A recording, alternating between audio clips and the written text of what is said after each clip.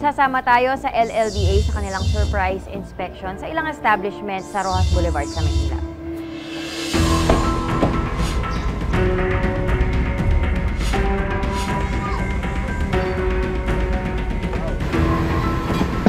So, LLDA, sino po ang kasama ninyo sa pag-i-inspect? By now, nag-request kami ng assistance sa Maynilad. Kanina, nag-communication kasi interconnected kasi yung mga establishment dito sa area na to sa Maynilad.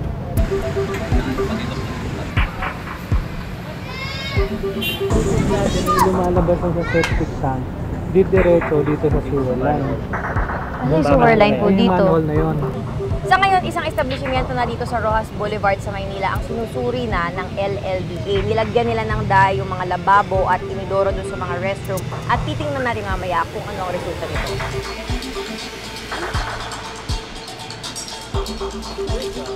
Sir, ano po yung resulta ng ginawa nating dye test sa loob? So, based sa hinulog nating kulay pulang dye, lumabas siya dito sa septic tank. So, positive tayo na yung wastewater na nagagaling sa loob pumupunta dito sa septic tank and eventually pupunta dito sa sewer line naman. Okay. So, pag ganito, sir, hindi naman siya diretso agad sa Manila Bay. May iba pa siyang dadaan. Maynilad na ang mag-handle ng wastewater nila since yung sewer line nila nakakabit sila doon. Interconnected sila sa sewer line ng Maynilad. So, Maynilad is the one responsible for the wastewater. Pasado ang unang gusali sa pagsusuri ng LLDA. Oh, makikita nun dyan.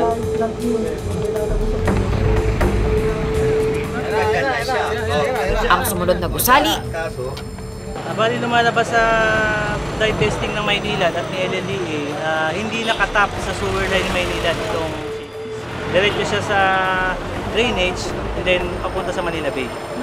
So, ibig sabihin, walang treatment na naganap? Wala pong treatment na nangyari dun sa wastewater nila. Ano mangyayari ngayon dito?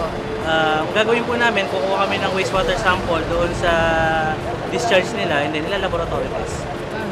And then, bibigyan, kung talagang hindi pasado, bibigyan nyo sila ng sanction. Nakapaskil man ang closure order, business as usual pa rin ang mga business establishment na nasitang diretsong nagtatapon ng wastewater sa Manila Bay. Sir, ano yung komento ninyo na tila binabaliwala ng ilang establishments yung closure order na binibigay nyo sa kanila? We cannot force the whole establishment to be closed. Ang kaya lang i-close ng LLDA is yung sources ng wastewater.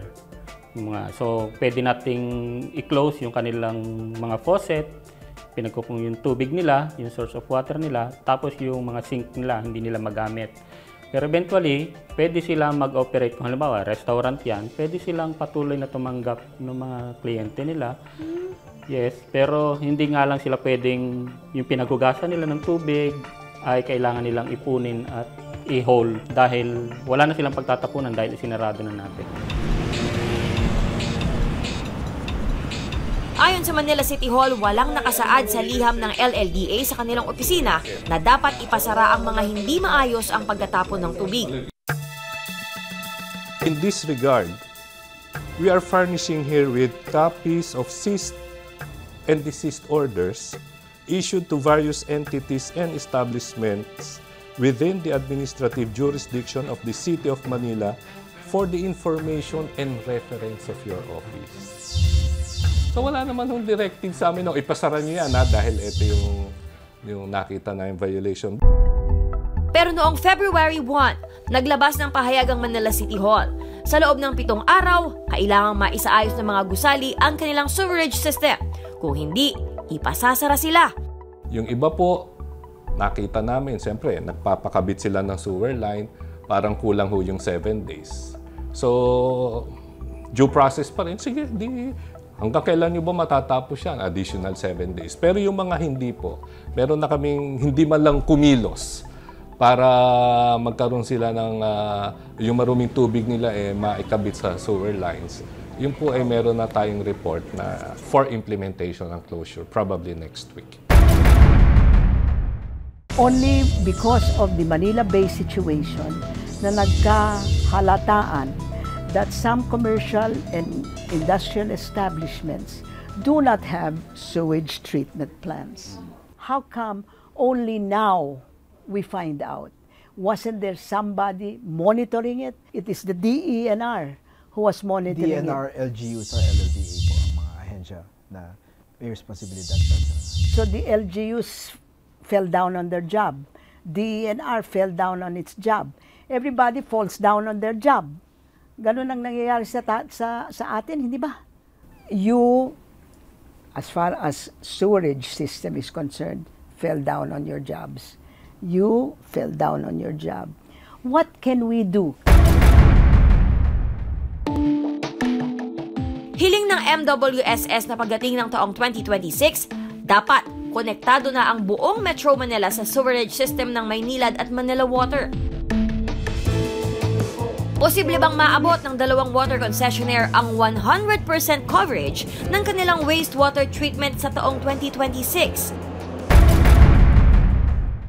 Patrick, who is to blame for this? Because there is, obviously, some dereliction somewhere. Yung dalawang concessionaire nyo o yung MWSS. I mean, we want to know who is to be held responsible and accountable for this because the Filipino people expected that in 25 years, in 2022, we'll have 66% coverage.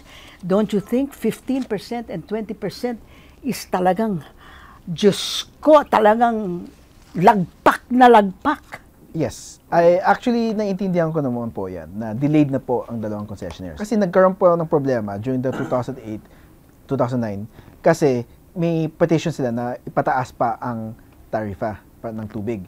Pag tataas yung tarifa, kaya nilang i-fast track ang sewerage na rollout nila. Okay. Ang problema kasi, masyadong mahal. And naiintindihan naman po ng gobyerno na baka hindi kakayanin o hindi matatanggap ng publiko. So, pinag-usapan na i-stretch out na lang. Since this was done 20 years ago, marami pa silang hindi na-anticipate na issues. Sa totoo lang, nung sinulat yung concession agreement, ang ini-expect nila, lahat ng tao may individual sewerage connection sa bahay. Noong 2008, kasi laging bumabalik-balik yung issue na yan eh. Dapat bang individual connection o yung katulad nung ginagawa na lang namin ngayon, na combined, wherein kinukuha namin yung tubig sa kanal, ayun ang nililinis namin bago pumunta sa ilog. At that time, it would have been times 3. Magiging times 3 yung taripa kung gagawin natin individual sewerage connections lahat ng bahay.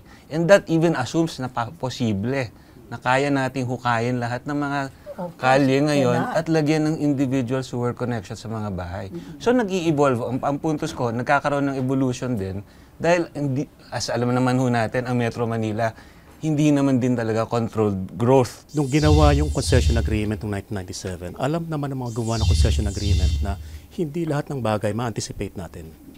Kaya meron tayong tinatawag na rate rebasing. Every 5 years, nakikita kami with the regulator, we assess where we've been, ano ba ang problema nangyari, kailangan bang i-adjust natin yung target, at kailangan bang i-adjust yung taripa.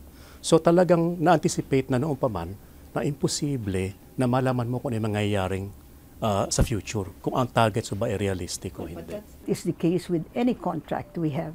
We don't know what's going to happen in the future, so I don't think that can be an excuse. I really don't.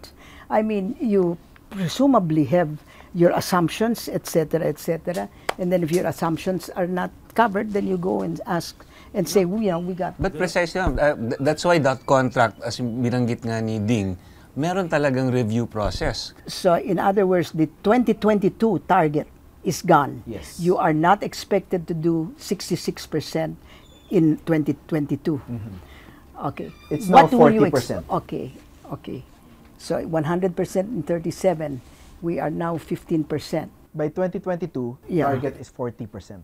And you're happy with it? That's the... Is everybody happy with it? Are you happy with it? Yes, we are. Kasi Okay. among the things na binabalanse kasi ng regulator, hindi lang naman cost. It's implementability. Yes. For example, kung maglalatag kami ng pipes sa Metro Manila ng napakabilis, uhukayin namin lahat ng kalye. Napaka-traffic na as it is. So, kailangan hinay-hinay yung paghuhukay sa kalye. In fact, as of today, isang malaking problema namin ngayon, kung may project kami ng pipe laying, yung permits sa mga mayors. hindi kami binibigyan ng permit na mabilis ang paglalatag dahil lumalaki ang traffic. Will that problem ever go away? It may not, but we do not want to contribute to it worsening. No, just a minute. But, how do you expect to put in your pipes now with this traffic situation in Metro Manila? Ay, marami po kami ginagawa mga techniques. Oh, like what? Like trenchless pipe laying. Mas magastos ng kaunti, pero 2 butas lang na magkalayo. Kumbaga parang tunneling sa ilalim ng lupa ang ginagawa namin. Oh, yun pala eh. Ay, so hindi naman... Oh. Pero ganun pa man, meron kayong linya, bawat bahay, kukonektin nyo sa linya, meron pa kayong mga hukay na... You want each house to be connected to the linya? Eventually. Someday. Ang balak po natin talaga, i-force natin 2 concessionaires to fast-track it.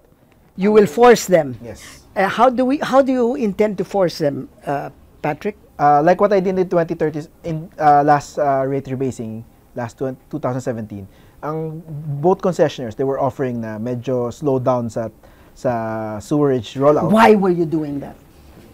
Why did you... 2000, may offer yun. Tariff yun. Para hindi masyado tumaas ang tarifa. Pero, ang sinabi po ng MWSSRO, hindi pwede. Kailangan natin talaga mag-focus on sewerage. Kaya po, in-approve natin po ang tariff adjustment po nila.